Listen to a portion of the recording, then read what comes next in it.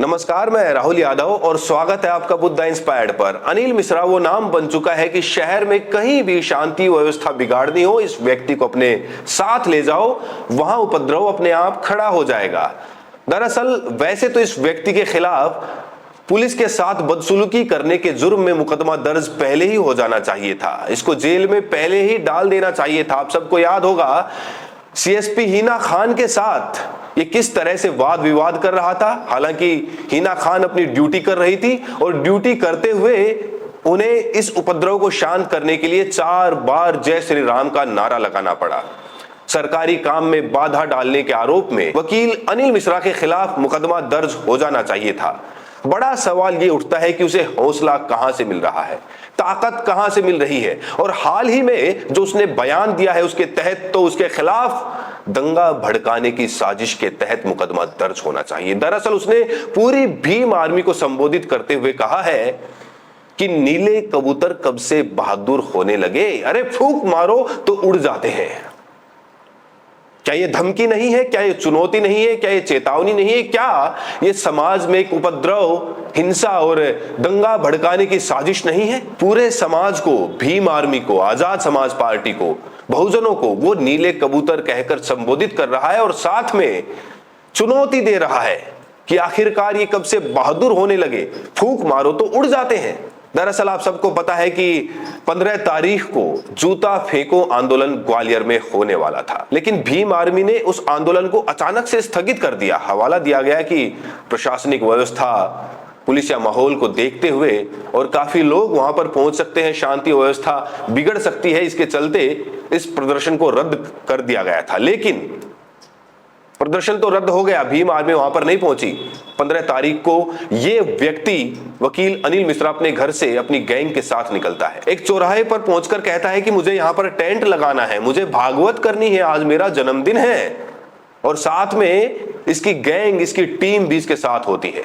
वहां पर सीएसपी हिना खान थी, वाद विवाद होता है और उसको वहां से भगा दिया जाता है। लेकिन 15 तारीख को जब भीम आर्मी इसके घर पर नहीं पहुंचती तो फिर से ये एक चेतावनी देता है और उसी की एवज में ये फिर से अनाप शनाप बयानबाजी कर रहा है। शायद ये चाहता है कि 1 लाख लोग इसके घर पर पहुंचे और इसके घर पर जूता फेंके, तब शायद इसे ये पता चले कि संविधान निर्माता जो है वो कौन है।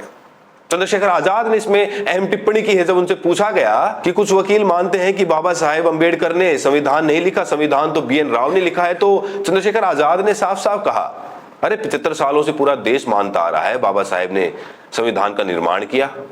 राष्ट्रपति, प्रधानमंत्री, मुख्यमंत्री, देश के गृह मंत्री सब मत्था टेकते हैं उनके सामने।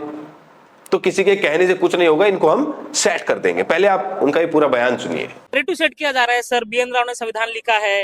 एक मध्य प्रदेश से सेट किया जा रहा है, बाबा साहब की मूर्ति का जो है वो झूठ कभी सेट होता है क्या?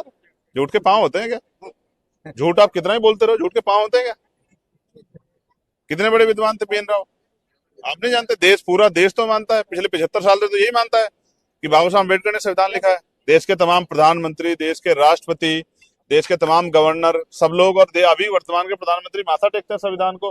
बाबा साहब के बारे में अभी संविधान दिवस में कितनी जो है बड़ी बड़ी चर्चाएं हुई। तो जो नैरेटिव जो सेट कर रहे हैं, अब अम्बेडकर वाले उनको बहुत जल्द सेट कर देंगे। ग्वालियर में सेट कर दिया, बाकी जगह। दरअसल दोस्तों, इस सन की वकील अनिल मिश्रा को कोई नहीं जानता था। ये पहली बार लाइमलाइट में आया ग्वालियर हाईकोर्ट में बाबा साहेब की प्रतिमा को लेकर। आपको पता है सुरेश कैत साहब ग्वालियर हाईकोर्ट के चीफ जस्टिस थे, उन्होंने फैसला सुनाया था वहां पर संविधान निर्माता बाबा साहेब की प्रतिमा लगनी चाहिए। बाकायदा कमेटी बनाई गई, पैसे इकट्ठे किए गए, सबने डोनेशन किया। लेकिन मनुवादी वकील अनिल मिश्रा कहता है कि ये कोई प्राइवेट प्रॉपर्टी थोड़ी है यहाँ पर बाबा साहेब की प्रतिमा लगाई जाए।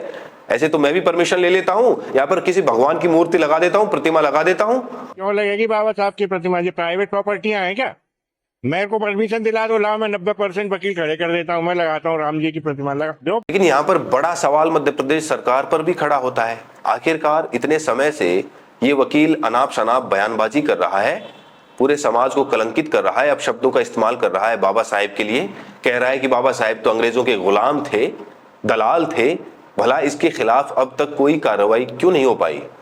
जब मुख्यमंत्री मोहन यादव से इस पूरे मामले के बारे में पूछा गया कि भाई ग्वालियर हाईकोर्ट में बाबा साहेब की प्रतिमा अभी तक लग क्यों नहीं पाई, तो उन्होंने सारा ठिकरा कांग्रेस के ऊपर फोड़ दिया। जरा इस हेडलाइन पर गौर करिए। एमपी हाई कोर्ट की ग्वालियर पीठ में अंबेडकर प्रतिमा पर गरमाई सियासत, सीएम यादव ने कांग्रेस पर साधा निशाना। मुख्यमंत्री ने कहा कि कांग्रेस ने हमेशा अंबेडकर का अपमान किया। हमारे देशवासी, राज्य के लोग और सभी वर्ग कांग्रेस के झूठे दिखावे के बारे में जानते हैं। उन्होंने आरोप लगाया कि इस पार्टी ने यह सुनिश्चित किया कि अंबेडकर अपने जीवन काल में किसी भी चुनाव में विजयी ना हो।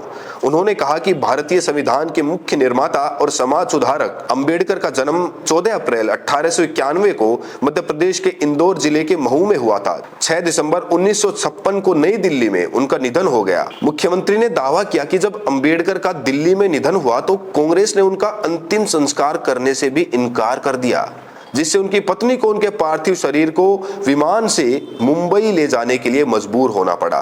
कांग्रेस नेताओं ने उनकी पत्नी से उनके पार्थिव शरीर को ले जाने वाले विमान का किराया भी वसूला। उन्होंने कहा कि कांग्रेस को अपने पापों के लिए माफी मांगनी चाहिए। बड़ा सवाल यह है कि कांग्रेस ने अपमान नहीं किया वो पुरानी बात हो गई, लेकिन मौजूदा समय में मोहन यादव सरकार क्या कर रही है। चलिए मान लेते हैं कांग्रेस ने बाबा साहेब का अपमान किया, लेकिन आप क्या कर रहे हैं? आपकी मौजूदा सरकार क्या कर रही है? लगातार वकील अनिल मिश्रा और इस जैसे तमाम मनुवादी मानसिकता के लोग बाबा साहेब को गालियां देते हैं, बीएन राव को संविधान निर्माता बताते हैं और लगातार मीडिया के सामने आकर कहते हैं, बयान देते हैं और मीडिया इन सबको हीरो बनाने में लग जाती है। तो आखिरकार लोगों को कैसे यकीन होगा मोहन यादव जी कि आप अंबेडकर जी का सम्मान कर रहे हैं, जब ऐसे वकील सरेआम खुले तौर पर धमकी देंगे और उनके खिलाफ प्रशासन कोई कार्रवाई नहीं करेगा तो लोगों का इकबाल कब तक बुलंद रहेगा?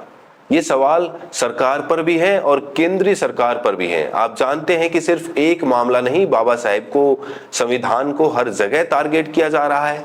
चाहे फिर सुप्रीम कोर्ट में जूता फेंकने का मामला लगा लीजिए। राकेश किशोर सीजेआई गवई पर जूता फेंक कर कहता है कि मुझे तो भगवान ने आदेश दिया, उसके आदेश के साथ मैंने ये सब किया। मतलब आप किसी भी व्यक्ति को, बाबा साहेब को, संविधान को टारगेट करते रहो और बाद में कह दो कि मैं तो सब सनातन के लिए कर रहा हूं, हिंदू राष्ट्र बनाने के लिए कर रहा हूं। क्या यही है हिंदू राष्ट्र की परिकल्पना, जिसमें सीजेआई पर जूता उछाला जाएगा, बाबा साहेब की प्रतिमा को कुचला जाएगा, उसका विरोध किया जाएगा, एक समाज को, पूरे समाज को नीले कबूतर कहकर संबोधित किया जाएगा? क्या ये समाज में उपद्रव फैलाने का काम ही होगा हिंदू राष्ट्र में? बाबा साहेब का संविधान सबके लिए बराबर है, सबको बराबर अवसर देता है, मौके देता है, सबके लिए न्याय की बात करता है, किसी व्यक्ति विशेष या फिर पंथ विशेष के लिए नहीं। और इसीलिए संविधान सर्वश्रेष्ठ है, उसी से किसी राज्य को, किसी देश को, किसी प्रदेश को चलाया जा सकता है व्यवस्थित तरीके से, शांति बहाल करके। अगर शांति बिगाड़नी हो, उपद्रव खड़ा करना हो तो फिर मनुस्मृति काफी है, फिर मनुस्मृति से काम चल जाएगा। महिला पुरुष, ऊंच नीच, जात पात, धर्म विशेष में पूरे समाज को बांट दिया जाएगा। क्या उसमें कभी शांति व्यवस्था बहाल हो सकती है? आप छोड़ दीजिए दूसरे धर्म को, आप अपने ही धर्म में जातियों को ले लीजिए, उसमें क्या है?